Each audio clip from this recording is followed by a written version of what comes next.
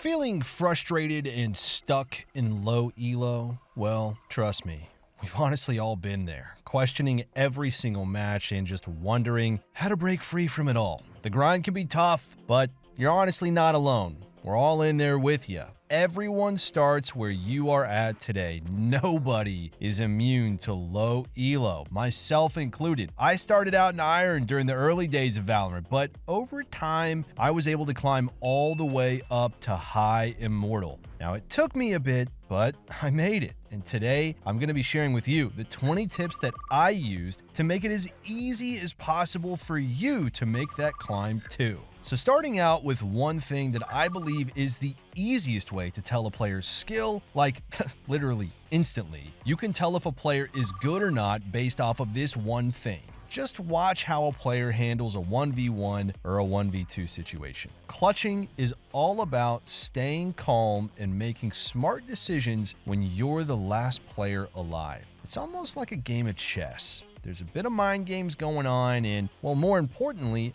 all the variables are just drastically reduced. There's not 5 players on the map you need to keep track of. There's just one guy that you have to outplay. Now, the key is just don't rush yourself in clutch situations. Just take your time, play the game on your own turf. If your opponent doesn't already know where you are, just don't do anything to reveal that to them. Many low elo players are just going to make a ton of noise in clutches. They tap the spike to try and bait out a swing, and they just immediately take 6 steps just letting them know they're not sticking it. They'll just be about to peek a corner, unsuspected, and then just decide to throw a flash and let everyone know where they are. Now, we promise you, if you're in a 1v1, just slow it down. Think a little bit. Don't give yourself up for free. You're going to win much more rounds this way if you don't. So if you're someone who's a bit lost in clutches, by the way, we do have a course available on our site where we had an expert analyst and player Teats TV break down exactly what goes through his head during a clutch so you too can think like a high elo player. Here,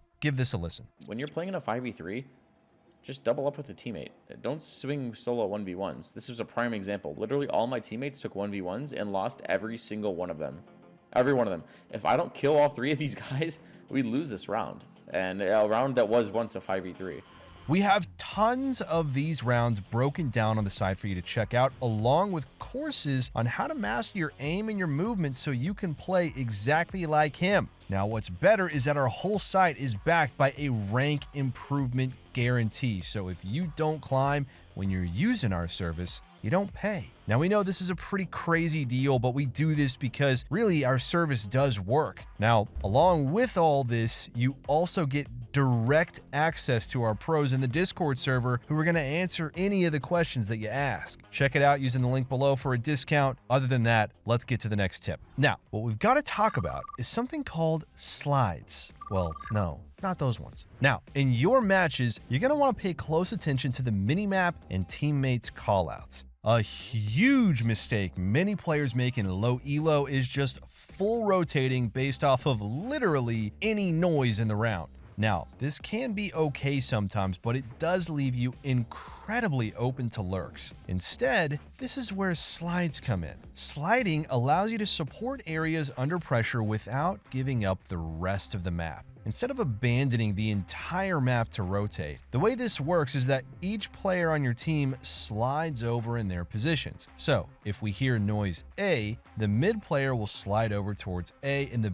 B player will slide over towards mid. This way, if they're needed, they're within a few seconds of A as well, but they're also still close enough to B to gather information and keep from leaving any gaps in their defense. So, next up, something players misplay so much, the post plant. Playing around the spike is a fundamental aspect of Valorant, especially in low elo where players are going to often overlook the strategic importance of the spike. Now, for starters, when on attack, it's incredibly important that you plant the spike in an open location when it's safe to do so. You want to plant in a spot that gives you and your team the best possible chance to convert the round, and not just a spot that protects you the most from the enemies. Now, generally, the safest spots really aren't the best because that means they're also the safest to defuse from. If you mess up, or you're just too lazy to try and get a good plant location, you're just going to lose lots of rounds to the enemy just defusing the spike while you still have people alive.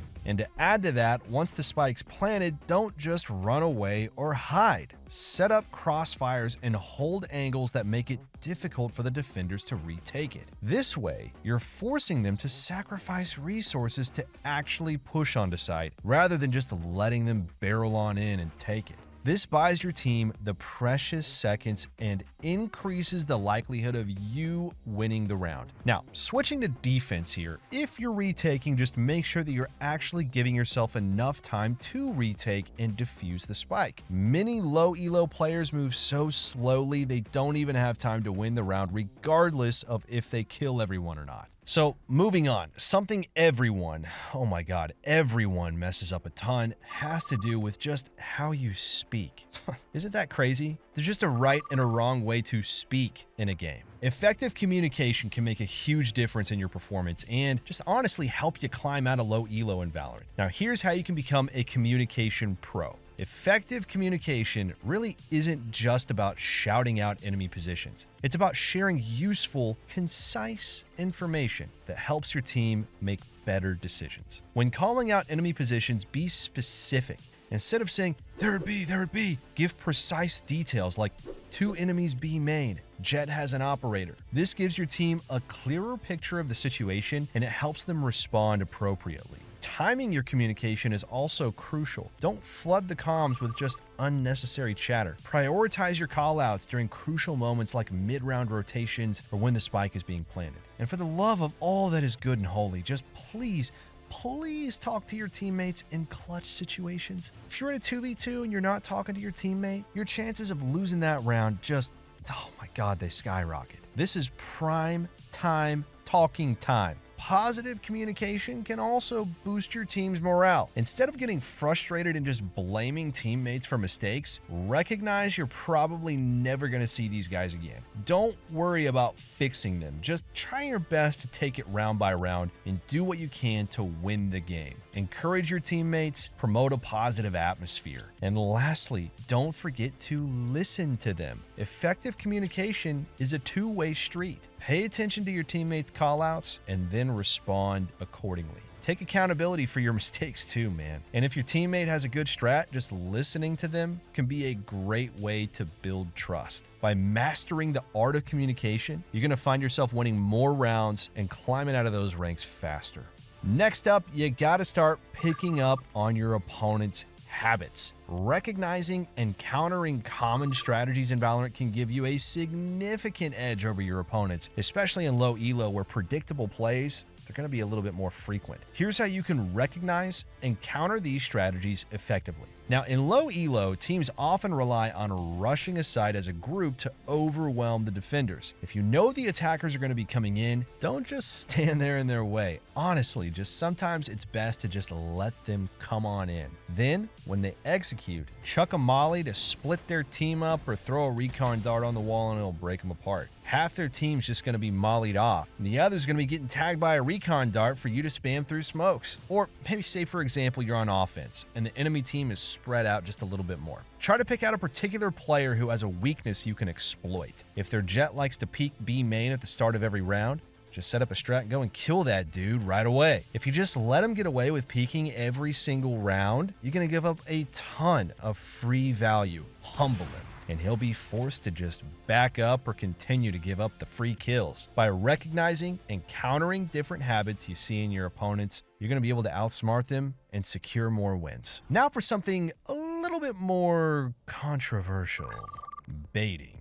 We want you to bait your teammates. But there's something you need to understand here with this. Baiting and trading are crucial tactics in Valorant, especially in low elo where teamwork really might not be as strong. These tactics can help secure more kills and win more rounds. Now, baiting has a misleading vibe attached to it. It's about working with your teammates, keywords working with your teammates, to maximize your chances of winning fights. When pushing site or holding an angle, always try to pair up with a teammate. The idea that is if one of you gets taken down, the other can immediately trade the kill. This ensures that you maintain pressure on the enemy and you don't lose ground. The reason you want to bait is because it's tough to count on your teammates in low elo to trade you. They just likely won't. So you have to be the one doing the trading instead. The first player pushes in, drawing the enemy's fire. The second player follows closely behind, ready to trade the kill if the first player goes down. Now, don't just mindlessly bait. That's kind of a dick thing to do. Still do things like use utility and communicate with your teammates so it's as safe as possible for them to go in. But this method ensures that you're not constantly risking your life for nothing in your matches. By mastering baiting and trading, you're going to find yourself winning more fights and securing more rounds for your team. Anyone who tells you differently, they just really don't understand what it's like to play in low elo. You can't rely on your teammates, so don't risk your life for them. This is one of the main things we learned in our unranked and diamond course that we posted on the SkillCapped website, where we went from unranked to diamond, all while playing Astra with comms muted. We did this to see exactly what it takes to carry in low elo and try to show exactly how you as viewers can replicate it. Every game during that climb is recorded with commentary, so I do recommend checking that out if you're really looking to see how a high elo player carries in ranked. Moving on to the next tip, and maybe a little bit obnoxious here, but utility can really turn the tide in your favor. Placing smokes and choke points and common sightlines to block defenders' views. Don't just use that utility randomly. Think about its impact. Use utility to fake out enemies and create opportunities for your team. Flashes in lower ranks are practically like cheating here, since nobody is able to actually dodge them. Grenades and mollies basically single-handedly stop a rush, which is amazing in low elo because rushes are incredibly common. I kid you not, it is so common for players to contact us for coaching, only for us to view a VOD of theirs and realize they literally never use their abilities. The abilities are half the game, guys. Make sure to take advantage of them. Next up, let's talk about map control. Map control involves holding key areas of the map naturally that give you some sort of advantage here. This advantage could come in many different forms. Maybe it's a high traffic area that makes the opposing teams rotate more dangerous. Maybe it causes them to take a longer route to rotate. Maybe it gets you an ultimate orb. Maybe it denies the enemy team information, or it gives you a really early warning if your opponents try to rotate. Or maybe it just gives you better angles to attack or defend from. The point is, generally, the more space you have, the better. So if you catch yourself losing post plants over and over again, or you just have no idea what the attackers are doing when you're trying to defend, it may be time to think about how much space your team has. It's really hard to get accurate predictions of what's going on in the round if you're just sitting back, afraid to take those fights. Remember, every angle you peek provides some sort of information, so take advantage of this and take space. You'll thank us later. Moving on to the next tip. This one comes down to understanding the enemy's economy. Pay attention to the rounds they win and lose and how many players survived. If the enemy's economy is weak, it's likely going to be a save round or a half buy, which means that long-range duels are going to be incredibly favorable. It's really hard for a Stinger to fight against a Vandal at range. Conversely, if the enemy has a strong buy, use your utility to break their setups and force them into uncomfortable positions. You might have to slow it down and strategize a bit more. Use utility to force operators off of angles and scale up safely. Also remember, economy doesn't just refer to credits. Keep track of key enemy ultimates as well. Different ultimates call for you to position in different ways. For example, if Breach has his Rolling Thunder available, playing on sight might be kind of dangerous. If he rips his ultimate on sight, as he likely will,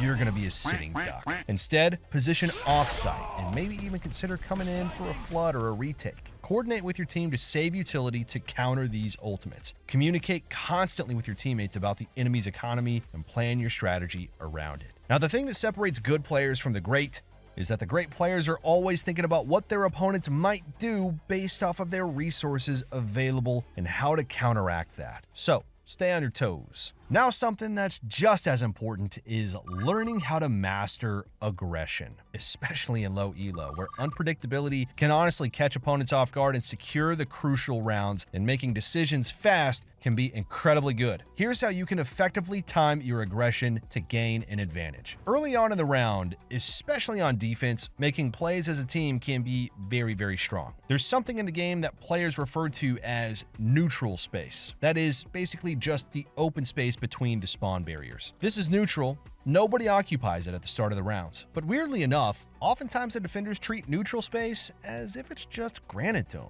Defenders are just supposed to sit back and defend the site, right? Well, not exactly. Using flashes to fight for this space yields a lot of value. You can set the pace of the game yourself, find picks, and even just gather information. If you flash out B long on bind at the start of the round and don't see anyone, it's likely an A play. Now, one of the biggest issues low elo players have is that they don't fight for anything. They just sit back and let the round come to them. This is horrible. Even on offense too, it can be great to learn how to take space. If you land a kill on the enemy team, it's very likely there's some space to be taken there, so sometimes it can be a good idea to take the initiative and try to push up. Remember, the faster you move, the more space you can take generally, so practice quickly making decisions and you're going to be rolling the enemy team in no time. Moving on.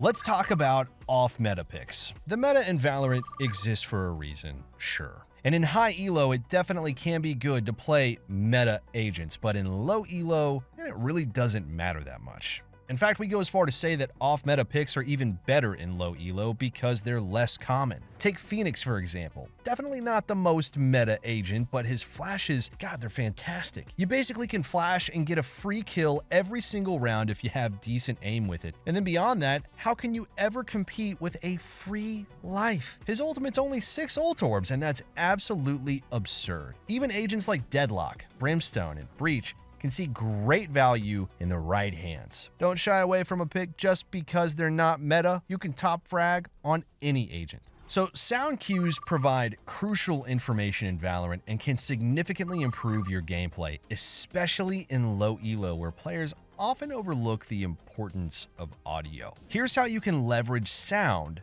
to gain an edge over your opponents. First, listen for footsteps. Footsteps can indicate enemy movements and they help you anticipate their positions. If you hear multiple footsteps in a specific area, you immediately know the enemy is there. No need to use utility to gain that info. Communicate this information to your team and start a rotate immediately.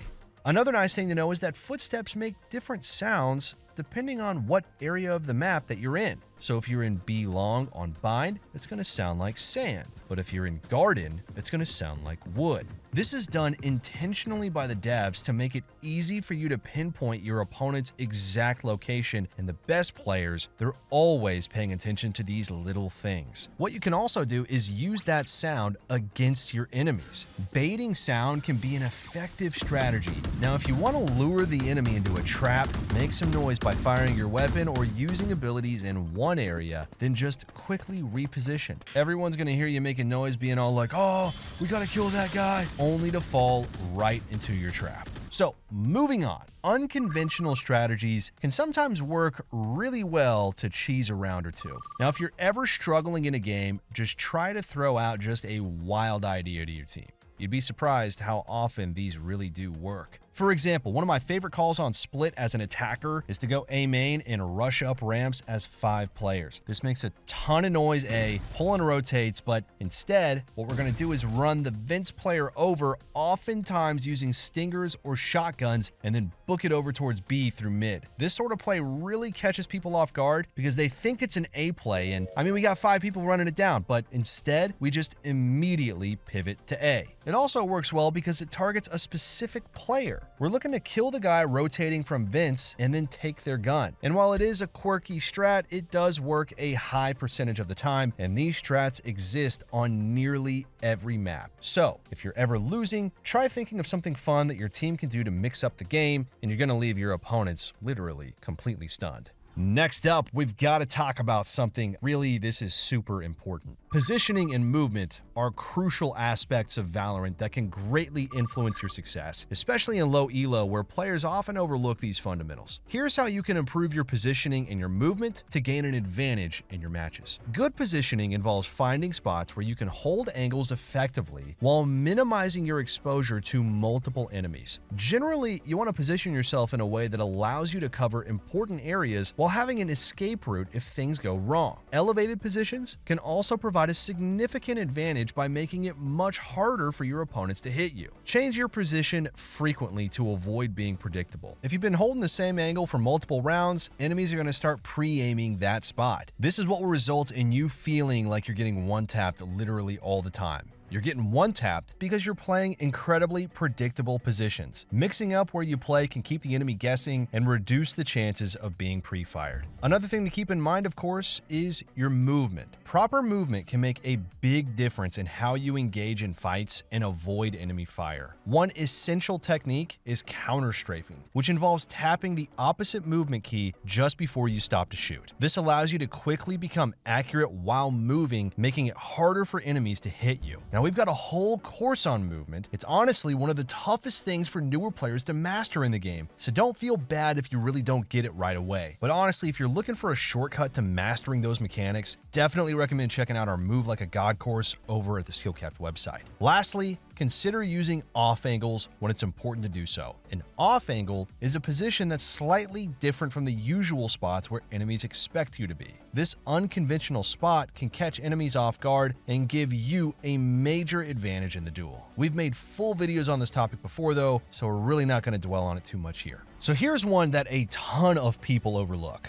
Understanding the importance of playing around your team's strengths and compensating for their weaknesses can make a huge difference in Valorant. First, identify your team's strengths. Pay attention to the agents your teammates have picked and their preferred playstyles. If you have a strong duelist who's good at entry fragging, focus on supporting them with utility and information. Use those abilities to help them get onto sites safely and win their duels. If your team has a breach or no sentinel or two duelists, your team is likely going to favor playing a bit more aggressively. If you try to play like a Sentinel double controller comp with one controller, you're gonna lose. You have to play to your comp's strengths. Next, compensate for your team's weaknesses. If your team lacks a dedicated Sentinel, don't sit back and watch the flank all the time, but have it in mind as you're pushing forward. Be the person to turn around or call out they could be flank once you've taken sight. Or if your team only has one duelist or they're pretty scared, maybe lead the way a bit more for them. Or even just vocally encourage them by saying things like, "I'm flashing, ready? 3, 2, 1, popping. Go, go, go." Communication, it's key. We can't say that enough to playing around your team's strengths and weaknesses. You've got to learn to talk to them. Always keep your teammates informed about your plans and listen to their calls. Coordinate your actions to ensure that you're working together and covering all the necessary areas. And additionally, adapt your playstyle based on the current situation. If your team's on a losing streak and morale is low, just take on a more supportive role to boost their confidence. Maybe even take ownership of the rounds by saying things like, "That one's my bad," so that your team has someone to blame. Who wants to be the guy to blame? Sometimes, though, it's a good thing to be that guy. All right? Even if it's not your fault, these things can go a long way that could result in victory. Another thing that goes a long way, of course, is just your aim. Mastering aim is one of the most important skills in Valorant and requires consistent practice. It's not an easy road, but it definitely is something that you can achieve. First, recognize that great aim isn't just about natural talent. It's really about consistent practice and dedication to it. If you're not spending time in aim trainers or death matches, you're just missing out on prime opportunities to improve. Set aside time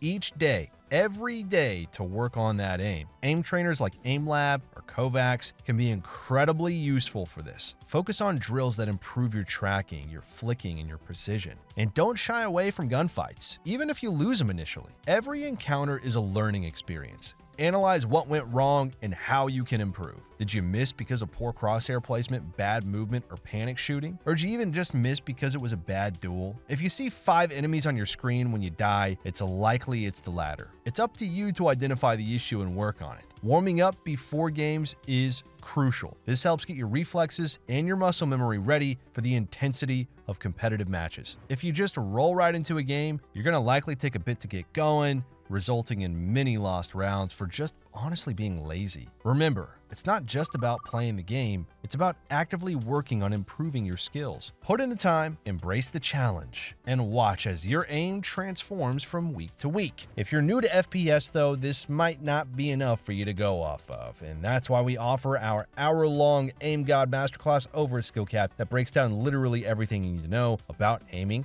We talk about crosshair placement, peeking, playing with teammates, how to handle clutches, everything, and so much more. So definitely check that out if you're looking to improve your aim. Moving on to yet another tip that players overlook. Knowing the map details provides a huge advantage in Valorant. First off, learning the common angles and positions is a necessity. You're honestly uncoachable if you don't understand how the maps work yet, because you literally just haven't played enough. You need to get used to how to get around, where to put your crosshair, and where engagements generally are going to be taking place. Next, understand the different routes and how to use them effectively. Each map has multiple pathways and choke points. Knowing these routes allows you to rotate quickly and support your team better. And it also helps you plan your pushes and retreats a little bit more strategically. Pay attention to sound cues. Valorant maps have distinct sounds for different surfaces and areas. Listen for the footsteps, ability noises, and gunfire to gather information about enemy positions and movements. Use this intel to anticipate their actions and set up ambushes or defensive holds. Learning the best places to use your abilities is crucial. Each map has spots where smokes, flashes, and other utility can be highly effective. For instance, blocking key sightlines with smokes can isolate enemies and make sight takes a whole lot easier. Experiment with different utility placements and custom games to find the most effective setups here. Communicate with your team about map control. If you're holding a side on defense, let your teammates know when you hear or see enemy activity. This information is going to help your team adjust their positions and honestly be ready for a potential push. Good communication can prevent surprise attacks and ensure better coordination. Use the map to your advantage by creating off angles and unexpected positions. Off angles are spots that are slightly different from the visual positions where enemies expect you to be. These unconventional spots can catch enemies off guard and give you an edge in duels. And lastly, practice your map knowledge in custom games. Run through different scenarios and think about where you would position yourself in various situations. Familiarize yourself with various angles, utility lineups, and tactics for each map. By mastering the intricacies of each map, you're going to be able to make smarter plays, anticipate enemy movements, and control the flow of the game. Now, we've got to talk about mentality though. You've got to keep a strong mental in this game. Here's how you can develop a positive mentality and use it to improve your game. Now, I promise you, if you play enough, you're going to have to fight some demons on your way to Immortal. First, let's address the issue of tilt. Everyone gets frustrated, but how you handle that frustration can make or break your climb. If you have a bad round or a bad game, just take a deep breath and reset your mindset. Dwelling on mistakes or bad luck is only going to distract you from the next round or the next game. Try not to reflect on what you could have done better from round to round, and instead try to approach it after the game. You see it all the time where people get into arguments over what you should have done, but the reality is that in just a few seconds, the next round is going to start. It's best just to move on from the mistakes and focus on the game at hand. Now, beyond this, it's also good when queuing into games to have specific goals. Say, for example, our goal for the day is we're going to be working on our crosshair placement. You can do this whether you're winning or you're losing. If your team's getting crushed 3-10, instead of popping that surrender vote, maybe just say, okay, I'm just going to make sure my crosshair is in the right spot and just try to salvage what I can. This way, the loss doesn't really matter as much. You still achieved your goal, you got a little bit better, and you're more likely to win your next game. Now, beyond this, something I know I'm pretty bad at still is just taking more breaks. You don't need to be playing the game 24/7 to climb, and a 20-minute break really isn't going to kill you. It's good to create those rules for ourselves, those boundaries, where win or lose, after a set amount of games, we're going to take a mandatory break to just reset. This way, you don't get into the habit of tilt queuing and losing 200 RR in a day. The next tip is pretty similar, but it's also just important to embrace the journey. Everyone wants to get out of low elo, but it's important to remember that being in low elo is a big part of learning the game. I know lots of you watching this video think that it would be really cool to go pro, and for some people that is the dream. And that's okay if you have that goal, but you have to recognize that pro players really just love the game. They play it 8 hours a day, nearly every day. When they're not playing, they're probably watching it. They're reviewing footage, or they're watching pro matches, watching their fringe streams. They live and breathe Valorant. It's not a coincidence that these guys are some of the best players in the game, and they really worked for it. But what came first is that they just loved the game. They were once, just like you, new to the game and probably pretty bad at it at first. In just over thousands of hours, they really mastered it and got good at it to the point where they were one of the best. If you're getting furious after just 1 or 2 games in your day, it's probably not gonna last, which is also fine. But if you really want to push the highest ranks, I do suggest learning to love the game for what it is. It's not about the end goal, it's about the process getting there. Finally, our last tip has to do with adaptability. Just as we as players change, so does the game. Here's an example of a few agents that used to be absolutely busted in Valorant. Astra, Chamber, Jet, Sova, Sage, Killjoy, and there's probably a few more, but the point is, they're not the S-tier agents they all used to be. Most of them are still pretty good, but they're not dominating the meta anymore. Something that happened in the early days of Valorant, though, is that there was a lot of players who were basically just one-tricks. They were really good at one agent, which was fine at the time, but there was like 12 agents. But as we got more and more agents, it became more of a liability to be that way. You need to be able to adapt to the meta, and if you can only play one agent, you're really gonna struggle. Don't get us wrong though, when you're climbing, you probably should just stick to one agent, but be willing to accept as you approach the higher ranks that maybe your agent really isn't the best choice. Maybe you could get more value with a different option. Being good at games is all about adapting. You listen and you respond. If your opponents are doing something that counters your normal strategies, you need to react to it. Otherwise, you're just gonna lose. If you try to execute a play and it doesn't work, maybe the play itself wasn't really that bad, maybe just the way you did it was bad. Try to adapt the strategy so it works better next time and give it a shot. Something that people often forget is that Valorant is a very repetitive game. It's the same maps with the same agents,